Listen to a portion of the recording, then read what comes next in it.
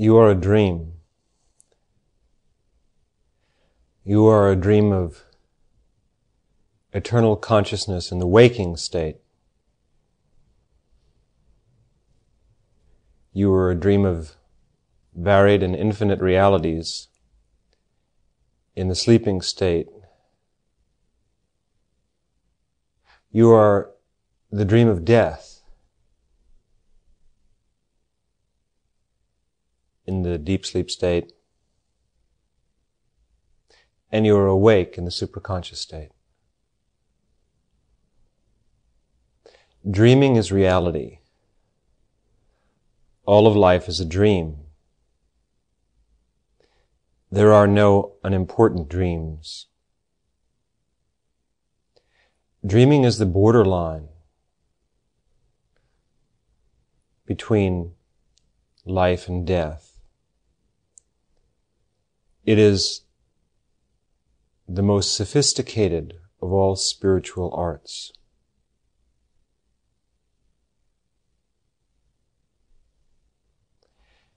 Dreaming is existence. This world, this earth, the people upon it, the ages that have passed, the stars, the moon, the experiences that each one of us has, our loves, friendships, hopes, dreams, ambitions, frustrations. From the moment of our birth to the moment of our death, that which we call the experience, our experience in this world, is but a dream or a succession of dreams. Normally when we use the word dream, we think of something that's insubstantial. Dreaming is something that happens at night. It's the dark side of the moon. When we dream, we have experiences that don't seem to relate to the world we're in. Sometimes we may dream of a person or a friend. We may find ourselves in unusual circumstances or usual circumstances. Sometimes it would appear that the subconscious mind brings us a message in our dreams, tells us something about ourselves or others or the nature of reality. Most people tend to forget their dreams. You might remember a dream that was very frightening or very beautiful. Perhaps a very zany dream where you went through many different experiences which were very disconnected. Some dreams bring us into the waking consciousness. The final dream that we have at night before we wake up is the easiest to remember. Sometimes in a dream we will be ourselves. The person you are now will have a dream odyssey, an adventure. You won't be aware that you're dreaming. During the dream, you'll feel that you are wide awake, that you are having a solid experience. And if you're Susan, Susan will be in the dream as the central character or as an observing character. Sometimes we will dream another self. In the dream, we will be another person. We'll have another identity, another name, another set of ideas, different conditioning. Sometimes we won't be present in the dream at all. It's as if we're watching a movie, and the only presence or consciousness is that of the observer, the witness. We're watching the dream move back and forth. The characters in the play are speaking, talking, acting.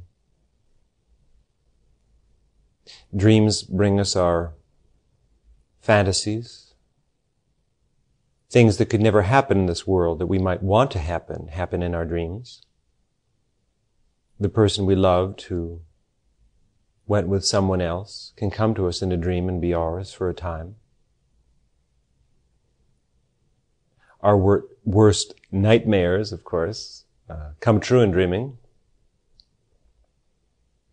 All the things we fear can come to us and terrify us. So most people don't regard their dreams very deeply. Dreaming seems to be an offbeat experience in our human cycle of existence. We don't question the fact that we have to sleep, or that we have to breathe, that we have life. We don't question the fact that we need to dream. Science tells us that it's healthy to dream. If we deprive a person of dreams, if we keep waking them up every time they start to dream, and then let them fall back asleep, if a person doesn't dream enough, they begin to exhibit abnormal behavior when they are awake. It seems that dreaming is a very healthy experience. It purges us. It allows us to process or cycle through many different emotions and experiences, radical feelings and tendencies, which would perhaps enter into the world of the waking experience otherwise, and which might not be socially acceptable. So in dreaming, we can do what we want to. We can break all the rules and not hurt anyone, including ourselves, and then we can enter into the rational, orthodox world after waking. There are other levels of dreaming, and that's what I would like to chat with you about for a little while, if we can dream along together.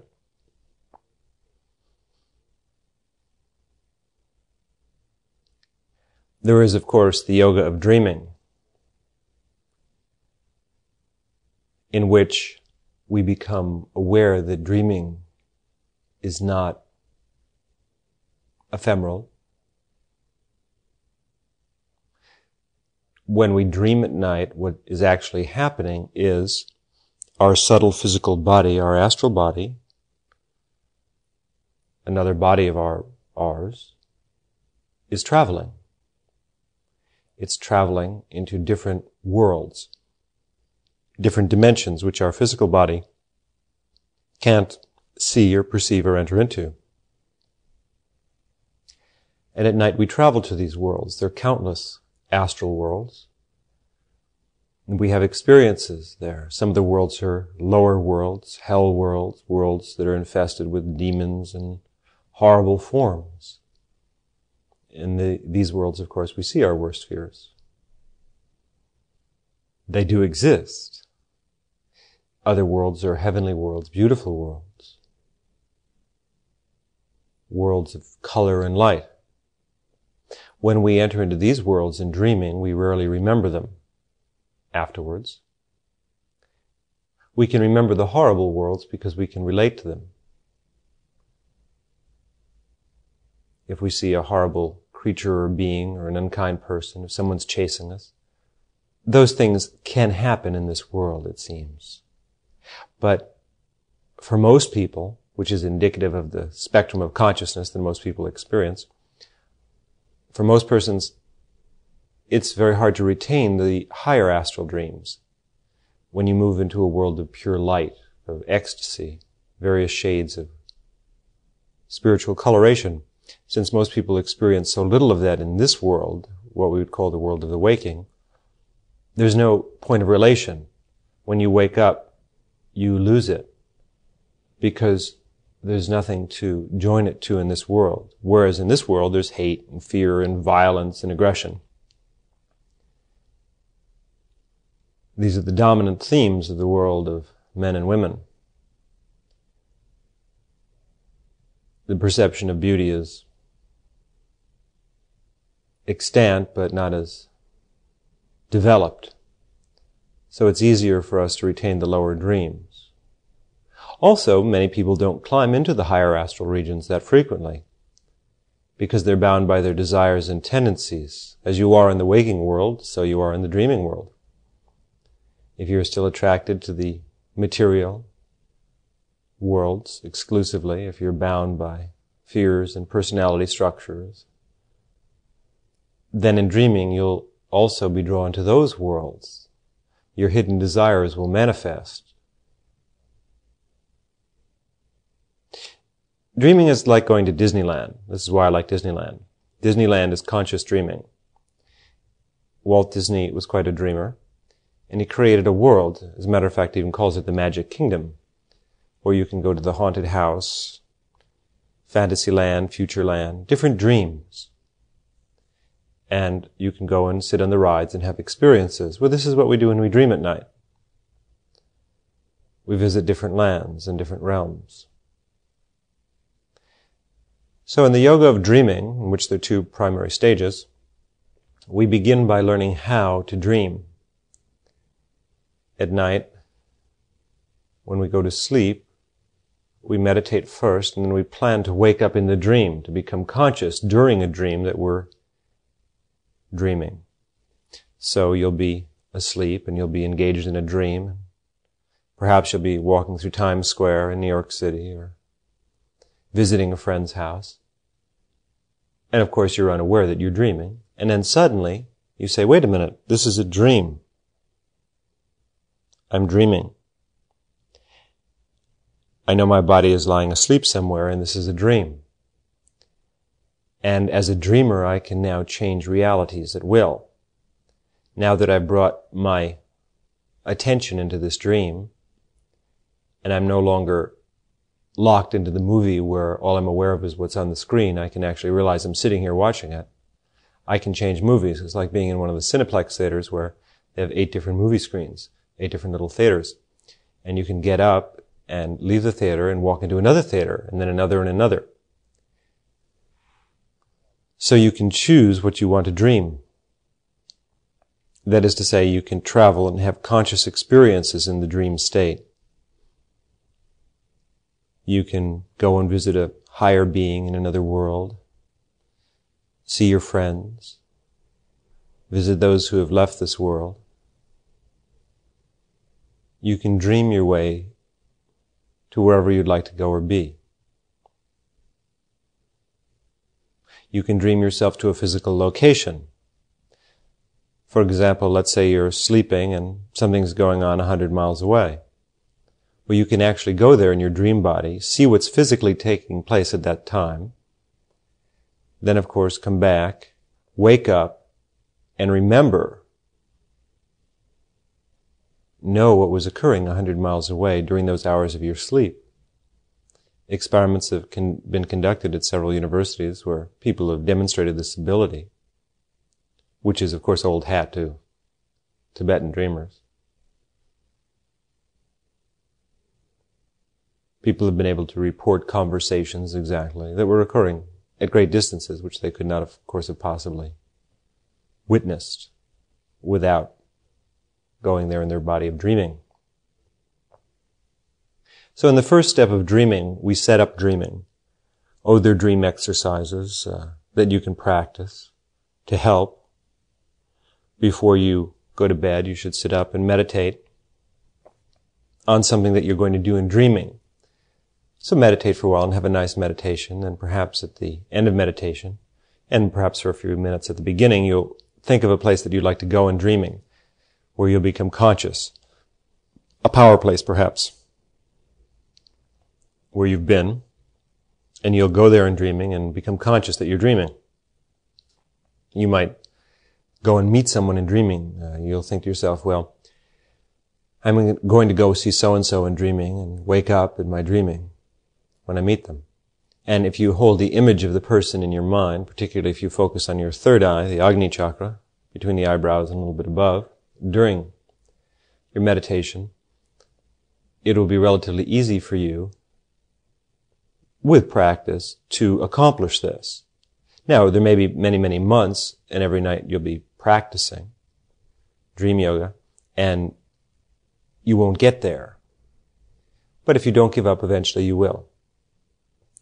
So that's the first state of dream yoga, and that's to become conscious in the dream world. Now, then the next step is, of course, to see that the waking world is the dream. Once we're in the dream world and we wake up there, then we see that this other world, this waking world, is just another dream. and that there's no essential difference between the two. When you're asleep at night and you're in a dream, it's perfectly real. It is reality. Oh, later when we awaken and the dream fades, we say, well, gosh, it was only a dream. But in the dream world, when you wake up, if you recall the waking world, which is now faded, you'll realize that the waking world is only a dream. Eventually you will see that there is no difference between the dreaming world and the waking world. Both are dreams. All are dreams. Now there's something that lies beyond the threshold of a dream. Beyond the threshold of a dream is waking, eternal waking, which is the supraconscious. The supraconscious awareness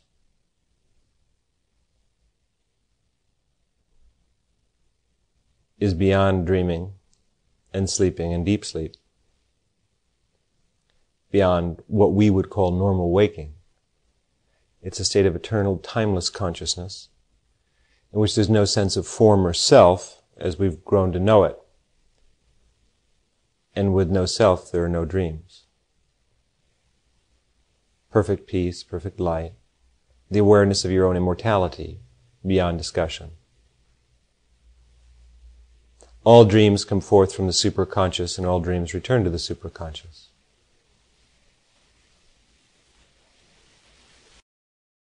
So the art of dreaming is a pathway to enlightenment, one of the many. Dream yoga.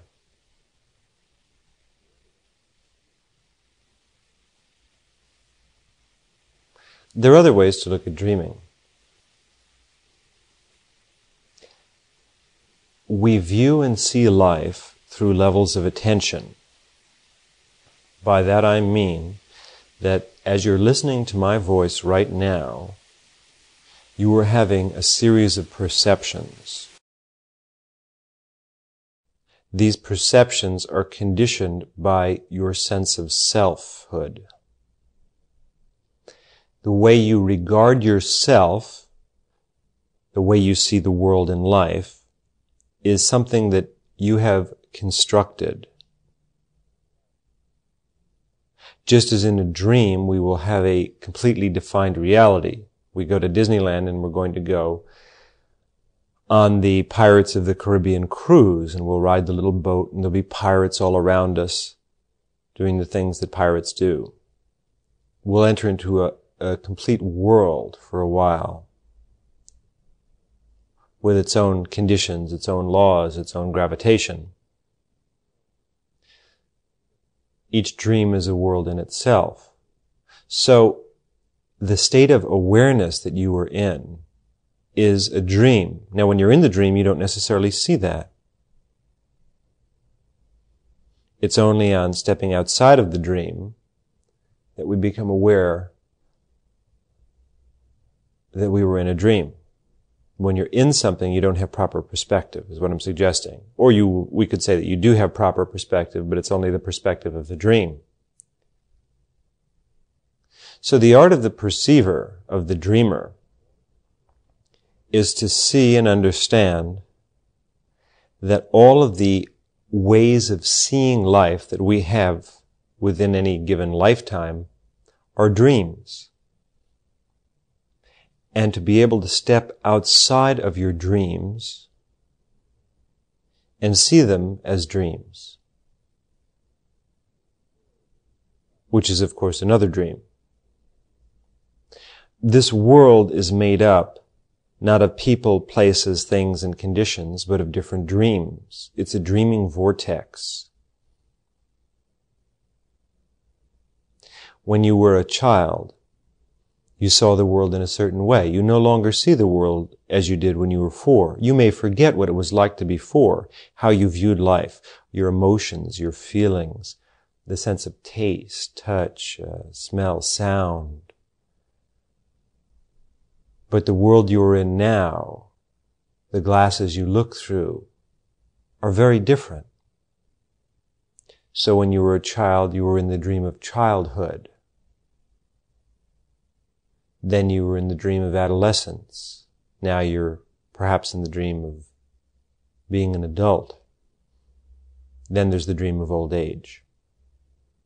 There are dreams within dreams. There's the dream of romance. There's the dream of marriage. There's the dream of the family. There's the dream of success and failure. The dream of war and peace. The dream of art, accomplishment. What I'm suggesting is that life is like a giant computer, I suppose. The computer is nothing without the software. A computer is just a big piece of metal, tubes, transistors, chips, diodes.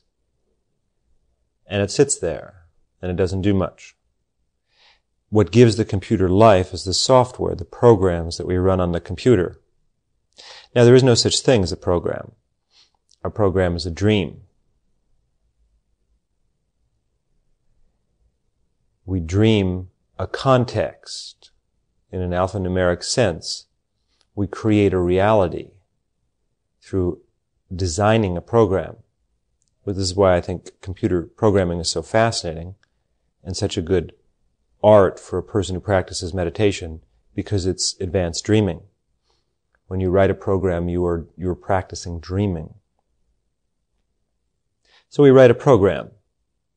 Perhaps to generate a list, a database, a counting package, a game, whatever it may be. We create a reality. There was nothing. And now we put one point in the center of a blackboard. And then there's one point. And then we put another point there and we draw a line between the two. Then there's a third point or a fourth point. We draw lines in different directions. We develop a decimal code. We gradually construct something. There was nothing originally except our open perception. But then we put the pieces of a giant jigsaw puzzle together and a picture forms. And we look at the picture, and if we look at it long enough, we believe that it exists, independently of our perception of it, which is not the case at all. It is our perception that gives everything life. When you die, and your perception of this world ceases to be, which occurs every night when you enter the deep sleep state, where there are no dreams, this world goes away. It doesn't exist. This world does not have an existence that is independent of your being. You create the world through dreaming. For example, I can sit in a room, as I am now, open my eyes, and see a fireplace, a table. The sun has just set. I see the ocean, plants, a couch. I see these things. That's a dream. Just as if I had fallen asleep and I'm having a dream and I see these objects. Now, I can change levels of attention. I can close my eyes and meditate for a moment, and all of this will go away. And I can move through many, many different dreams without changing my physical environment. I can open my eyes and everything will become light. In other words, the couch will not be solid. The plant in front of me will not be solid. I will see the light moving in vortexes and swirls. I've moved into a dream in which things are not solid. I'm perceiving reality on another level, where nothing is solid, more of an atomic level, I suppose you might say. I can move into a world where everything talks to me. The flowers can talk to me, the couch, the life force in everything. I'll sense its meaning. That's a different dream. I can go beyond all of this. I can move into the supraconscious. And suddenly the couch and the room and the ocean and all these things will go away as if they'd never been. There'll be no memory of them. There will be eternity without form. There are countless dreams, countless ways to see life. However, for most persons, there are only a few. There's the dream of childhood, infancy, childhood, adolescence, the world of maturity and old age. And the subdivisions are few. Desire, frustration, hope, anxiety. It's as if you've got a video player and you only have about 10 or 15 cassettes for your whole life. And they last for a certain period of time, and there are little adventures that take place within each one. So meditation is the art of dreaming. Instead of just having those few cassettes, you can have thousands of them. And some of them are much, much more beautiful.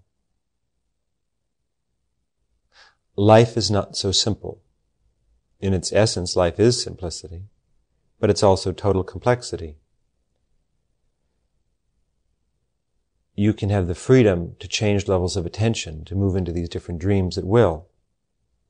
Simply because you see life in a certain way doesn't mean that that's the way life is. That's how life is. Another being in another reality who's not physical doesn't see the world the way you do at all. Who's right? Are they or you? Neither. They're different dreams. Some dreams are more limiting than others. Some dreams are unhappy dreams. Some dreams are happy dreams. Some dreams are neither happy nor unhappy. They just are. So the art of dreaming, then, is the art of changing dreams. The advantage that a dreamer has, one who's mastered the art of dreaming, is that at will they can change dreams. If they find themselves stuck in a certain level of attention, stuck in a certain way of seeing life, at will they can change that. You can change the channel. Everyone else has to just watch the same channel. But you can change the channel. A very advanced dreamer, of course, can not only have access to thousands of different realities, but can go beyond all static realities to infinite consciousness, to the superconscious awareness, from which all these things come forth, to the source. There are places in this world where it's easier to change levels of attention. It's easier to dream. Dreaming in the sense of when you're awake, in the waking state, or in the dreaming state. Places of power. The American Indians used to go to places like this to dream. They were called dream quests. When a young man reached a certain age, or if at any point in life you had to make a decision, you would go to a place of power, a high hilltop, a lonely desert, a place by the ocean, that was usually relatively inaccessible. There were spirits and forces. The magnetic energies and subtle physical energies of the place of power were different. There were beings that existed there, guardians who would help you. If you would go to the place of power, perhaps fasting for several days, 3 or 4 days first, to cleanse your body and develop your attention, to draw it away from the world, which is synonymous with food, you would focus your attention on eternity. You would go to the dreaming place, and you'd stay there and spend the night there. And at night, you would be able to dream different dreams. Someone would come and visit you in your dreams. Perhaps an ancestor or a spirit would come and tell you something that you needed to know, where your tribe should travel to, what you should do. You'd be given secret information by other beings, advanced beings in other levels of reality would come to you. The gateway between this world and other worlds would open. Then there are those who we call the enlightened, who are always dreaming. They're dream vortexes. They're movable places of power. When you're with one of them, it's the same as being in a place of power. You can dream more easily. When you go to a place of power, it's easy to change levels of attention, to change dreams. changing dreams not simply by going there and falling asleep and dreaming of Darby O'Gill and the Little People, but in the sense that while you're awake, if you sit and meditate there, you'll find it very easy to change levels of attention. When you change levels of attention during meditation, you can change levels of attention permanently. You see life in a certain way. You're caught in a web, a maze that you've constructed. You're in a program that you've written, and you can't get out of it. All you can do is experience again and again the same thing, the parameters of your life. But when you meditate, meditation raises us up for a while and we go beyond our world. It's like taking a vacation. When you take a vacation, it's easy to change. You leave the frame of reference, your place of conditioning. You go away for a while. And it's easy to start over, to make changes in your life. Now the trick is, of course, when you come back, to realize that you haven't come back. That the place you're returning to never existed before. If you take a vacation, go away, make a lot of good resolutions about how you're going to change your life, and then come back home, then you'll fall back in the same patterns. Your conditioning will pull you back. But when you go away on a vacation, if you realize that when you come back, you're not coming back, but you're going there for the first time, that the place you went to, the place you came from, where you lived before, no longer exists. It was a state of mind. And when you've now stepped out of that state of mind, that's ended, and now you're going back, not to memories and experiences that you've had there before, but you're going there for the first time, then it's easy to maintain one's new dream or one's new level of attention. And of course, we try and have nicer dreams and more beautiful and more complete levels of attention as we progress in meditation. So each time you meditate, in each meditation session, what you're doing is going through the bardo. You're trying to dissolve your current self and create a new self, a more refined self, a more beautiful self, a new dream. When you go to a place of power, it's a dreaming vortex. It's like a supermarket of dreams. In the cities, in the places, the haunts of human beings, the same dreams are being dreamed by others, and you're influenced by them. Your consciousness is like a blank video screen. There's nothing on it. Then a show comes on, a cassette is inserted, and we see a program. The people around you dream very vivid dreams. Your parents, your teachers, the people who love you, the people who can't stand you. Everyone is dreaming. They're all watching these programs on video. Now your little monitor screen picks them up because everyone is psychic. In other words, if everyone is dreaming the same dream, you're influenced. In Nazi Germany, everyone dreamed the dream of the master race, an insane dream. Hitler was the dreamer. But his dream was so strong that it affected others. He touched their weakness, their subconscious desire to be superior and to destroy others in the name of that superiority. So he influenced others because he was a very powerful dreamer. He had great power. And the dream spread.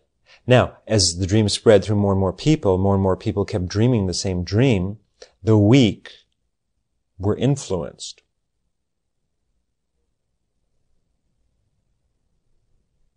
So you can be programmed by others. This is conditioning. Conditioning isn't simply that you're taught a certain language and a set of rules of conduct in a given society. That's a kind of programming, but that's a very superficial programming. The real programming of an individual, the real conditioning of an individual is dreaming. When you are born, you have no dreams. Dreaming comes from the vibratory fields of attention in this world. Everyone who is here is experiencing a dream. If you would imagine that everyone on the street, let's say you go out into a busy street and there are hundreds and hundreds of people walking around to and fro, like 3rd Avenue in New York at noon. Hundreds of people walking around. But they're all asleep. If they're all asleep and they're walking around in a dream, and you were awake and you saw this,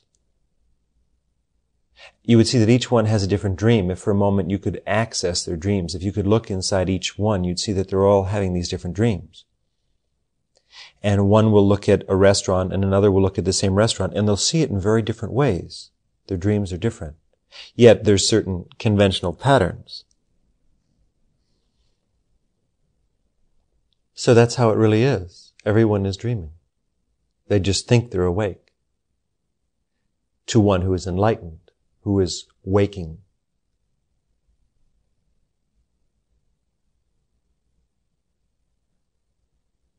Who is wakefulness.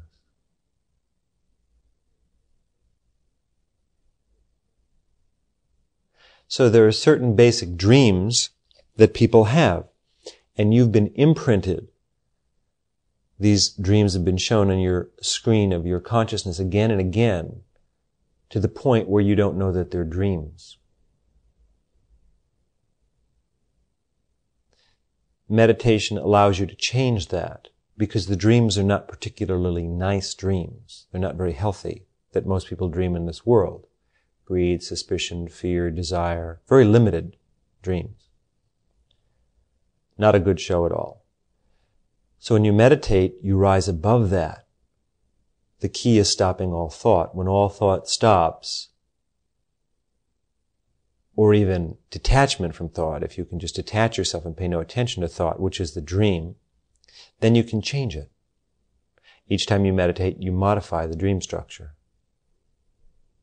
But then, after meditation, when you go out and see someone, or even if there's no one physically around, the people in the next house, in the next city, on the other side of the world, all their dreams are so strong that they're always affecting you. They're making inroads in your consciousness.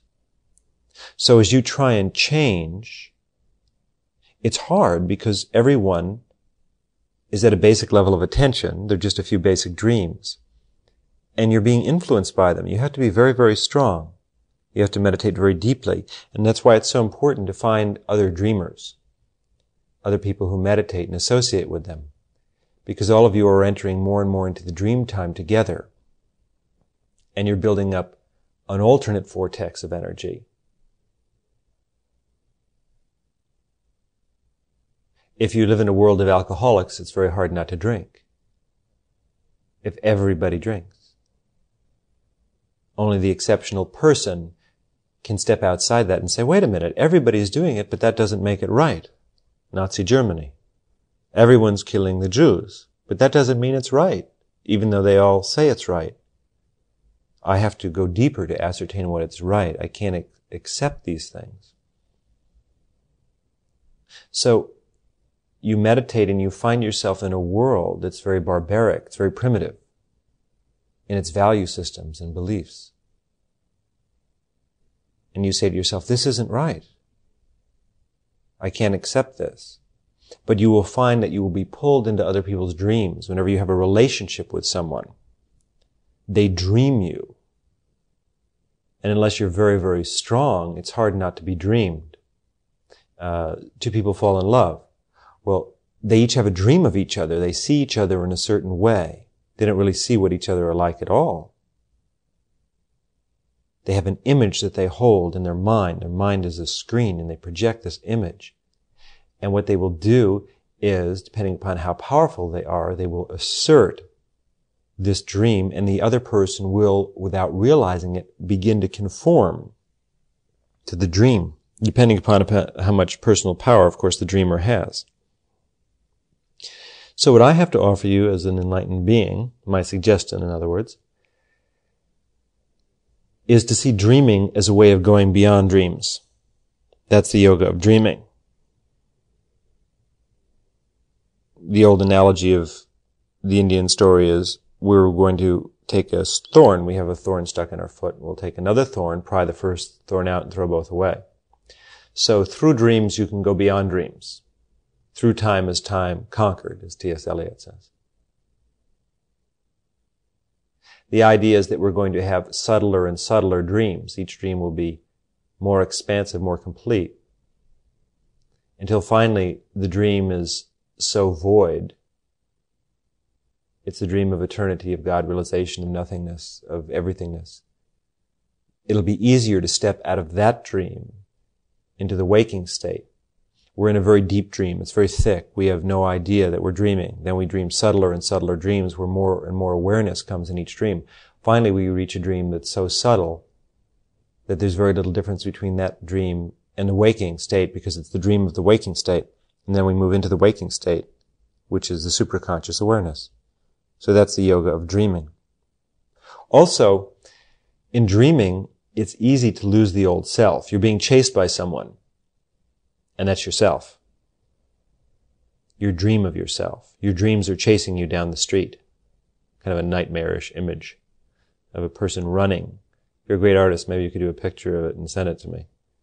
And you're running down the street, and all your dreams are chasing you.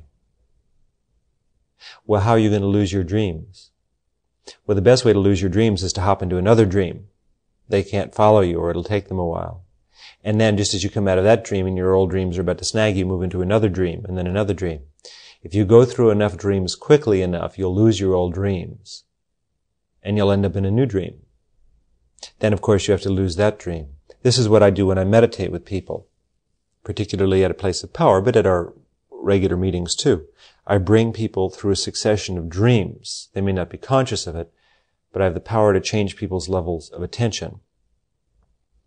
And I bring them through maybe 1,000 levels of attention in an hour.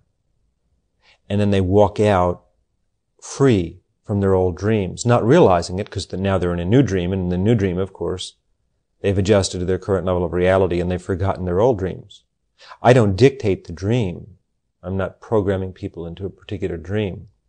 Let us just say that it's kind of like on the Sears catalog or the Whole Earth catalog to yourself. I just present you with thousands of different dreams that you might not have seen before. It's the video cassette catalog. There's thousands of movies you can rent. So you only knew about 5. I'm going to show you 1,000. Now you will pick. I'll teach you how to pick, but then I can never pick for you. As a spiritual teacher, there's a certain code that I follow, and that is never to influence a human being in any way. The only thing I will do is teach you the art of dreaming, how to stretch your level of attention, make you aware of the thousands of different dreams, but you must make all the choices yourself. I assume no responsibility. The management is not responsible. You pick the dream, you try it out, and see what it's like. Now, my opposite is a person who's developed great power, as have I. Or you could just say the power came after countless incarnations of meditation. And my opposite is a person like a Hitler, who has the power to change people's levels of attention. But he's a Darth Vader. You see, I'm sort of your Obi-Wan type. I'll teach you about the Force, Yoda, the ways of the Force. But then you have to do it. Whereas your Darth Vader will program you. Your Hitler will say, all right, this is what you will believe. And their powers are so great, they can enforce that, they can imprint you. Whereas I do just the opposite. I show you how to erase the tape. And then offer you a wide selection of other dreams that you can dream, which are nicer dreams, and show you that they're all really the same. The dream of horror, the dream of beauty, it's all the same in the sense that they're all just dreams. And then I will suggest, if you're really interested in our special catalog, which we keep under the counter, that there's something else. Of course, in the special catalog, there are no dreams listed. It's an empty catalog. But that's only for particular customers who've been with us for a long time. We'll show them that catalog. It's the dreamless catalog. So then, if you attain enlightenment, what that means is that you are dreamless. Or you can come in and out of dreams if you choose to. But you'll always remember that they're dreams. Very often, as an enlightened person, if you're a teacher, you'll experience the dreams of your students and your friends. They'll pull you into their dreams and you allow them to do it. They dream you. But you realize the whole time that they're dreaming you, and you're never, while you're appearing in the dream for their benefit, you yourself are not affected by their dream. The smoke comes through the air, it doesn't affect it. If the smoke comes through the building, it'll leave soot on the walls. But for the enlightened person, the smoke will come through the air, and the air may appear to be cloudy for a while, but then the smoke will vanish and there's no trace. The air is clean. Enlightenment is the clear air.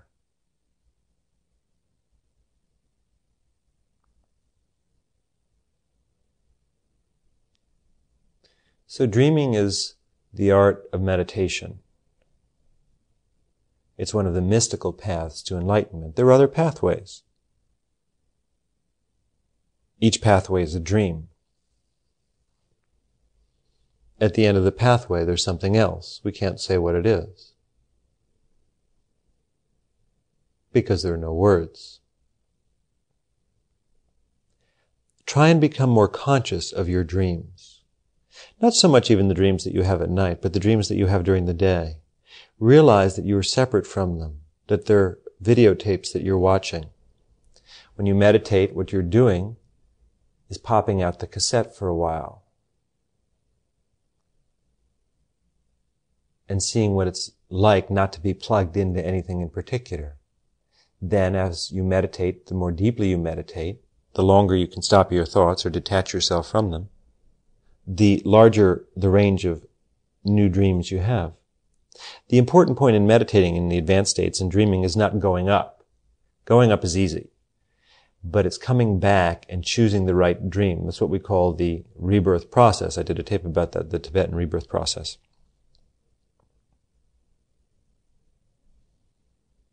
That's the art of dreaming. And of course, the art itself is a dream, which you can step into or out of as you see fit. God is dreaming all of this. God is the dream of nirvana.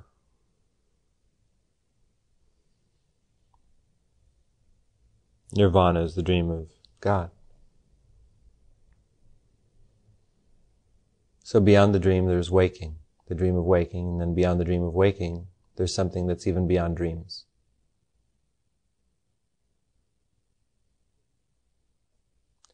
Our special catalog under the counter. But first you have to become a good customer. After you've rented all our best videos, and we'll be glad to, and you've seen them and viewed them, you can do that at will. Once you can change all the levels of attention, then we'll show you our special catalog. Just one more word about places of power. It's very important where you live, because where you live, the energies of this world make it easier or more difficult to dream. In certain places, dreams are very manifest and very strong. So you should always pick a place to live that's good to dream in. One of the best places to dream is by the ocean, because it's a formless dream.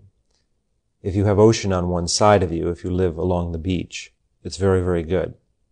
Because the vibratory forces of the human beings can only be on either side of you or behind you, but you've got ocean out there.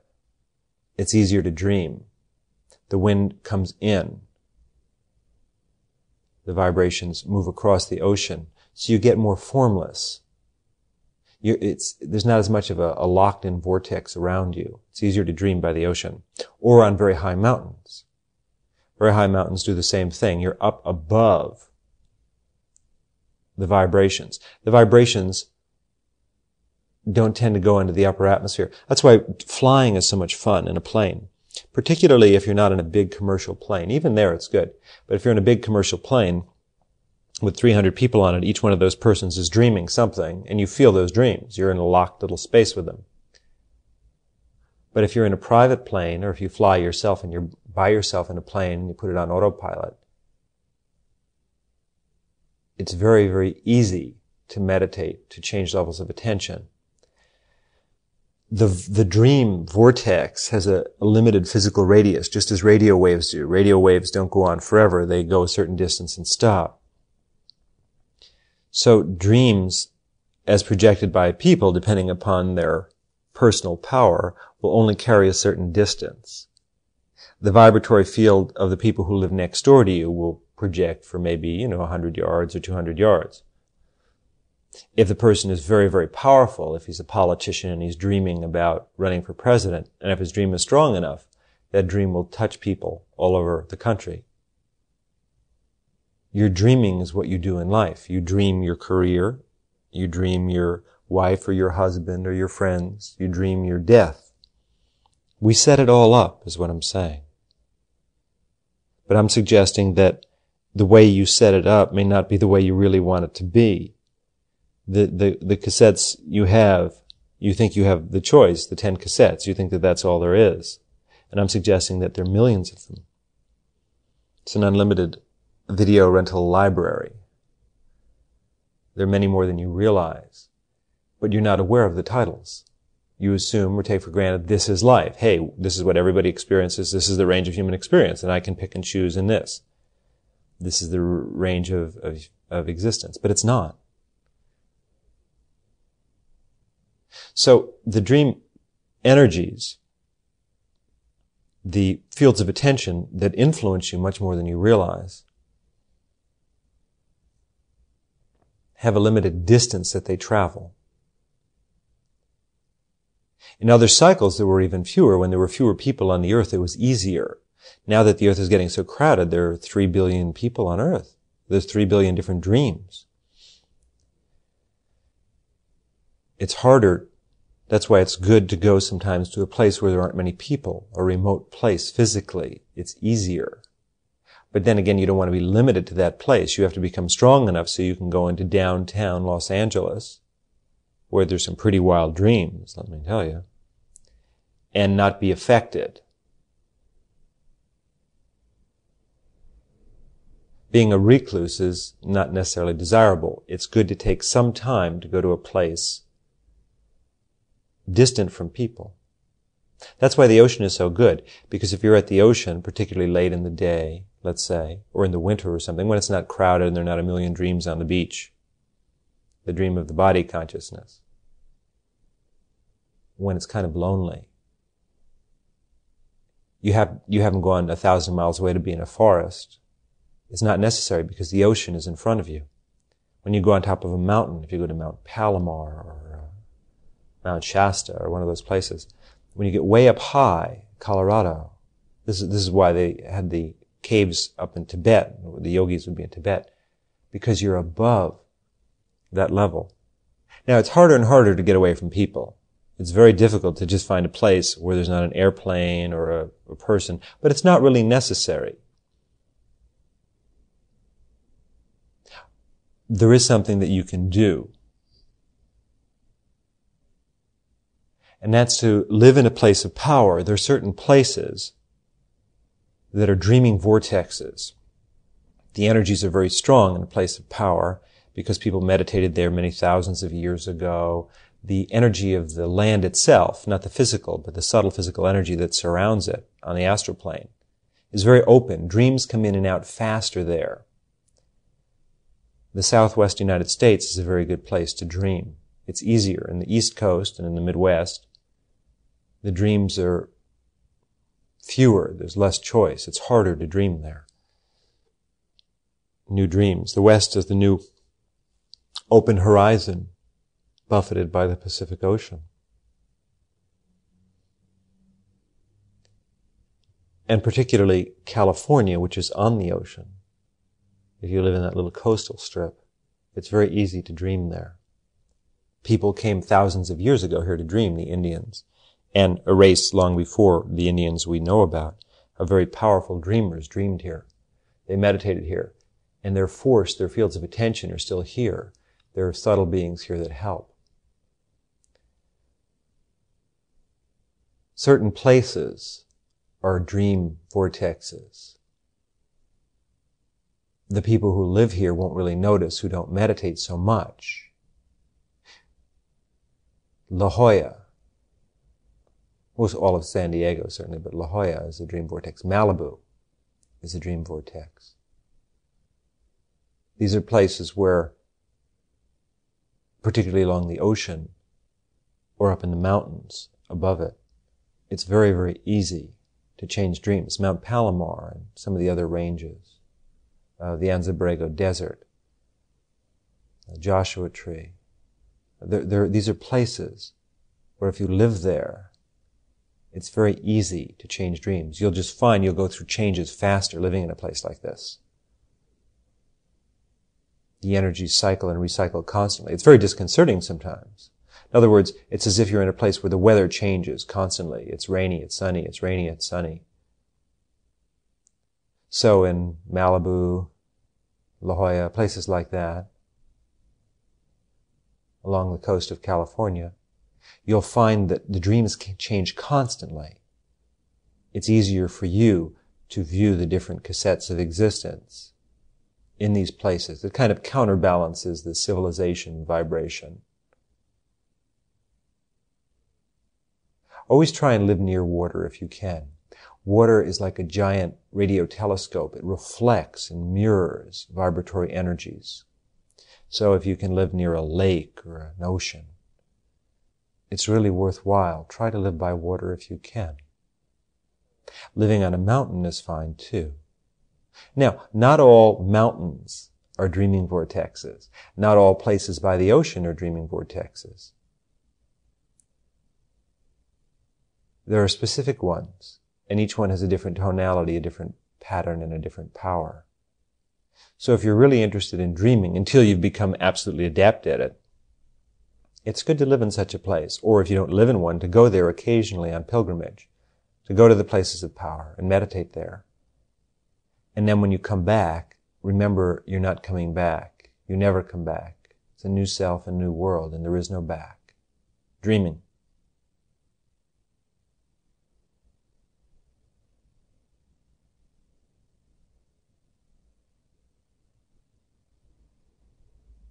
At the end of the dream, there's wakefulness.